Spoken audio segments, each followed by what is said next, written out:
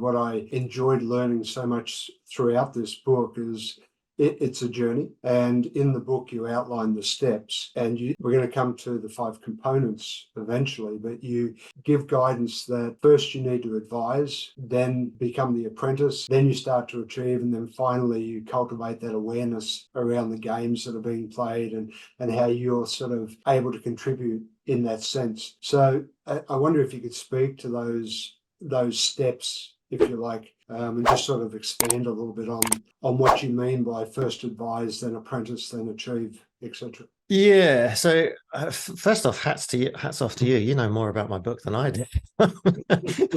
I'm in awe. Your level of knowledge. It's fantastic. So look, I think the first thing to understand is a bit of context. There's 330 million companies in the world. Less than 1% of those have an active board. So when you see people that say, oh, I applied for board seats and I never get accepted, you basically have to realize that you've got everyone applying for the same tiny number of board seats, and then you've got a board that has no interest in taking newcomers into the equation. So one of the first things we do is say, look, never apply for a board seat. Focus on all the companies that don't have boards where you could add value by creating a board. So create a board seat rather than apply for one.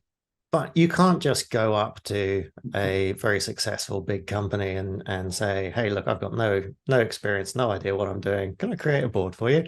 So you need to kind of start somewhere smaller. And so what we do is we start with this idea of an advisory board, and something that as an entrepreneur myself, and I didn't even have the terminology to call it an advisory board, but I always reached out to mentors and people that were smarter than me, and brought them coffee once a month and asked them questions. And basically that was my advisory board. Also, when I then started to raise money for companies, I realized that as a young entrepreneur, I didn't have any credibility, but I could leverage off the credibility of people on my advisory board. So I could basically pick a janitor from Microsoft, put him onto my advisory board, and then tell people that I had someone from Microsoft on my advisory board. And instantly I had more credibility than the day before.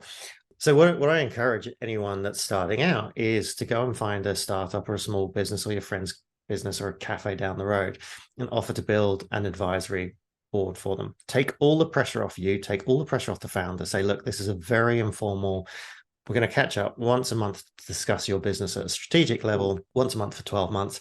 If it works, great. If it doesn't work, no harm, no foul. It hasn't cost you anything. But look, if I can make one connection that transforms your business, or I can make one suggestion that helps you avoid a pitfall, then this will have been worthwhile for you.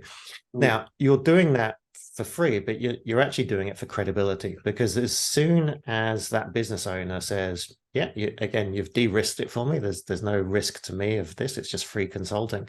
As soon as you've done that, you update your LinkedIn profile, say, now I'm sitting on the board of XYZ company. I guarantee that will be the most interacted post you ever put on LinkedIn. It's amazing the impact it has, because people in your network suddenly look at you completely differently. You've just been the woman in PR for the last 20 years, or the woman in IT, and now you're sitting on boards of companies. The fact that actually what you're doing is just having a coffee with the founder once a month, but it sounds much more impressive to say board member than having a coffee with.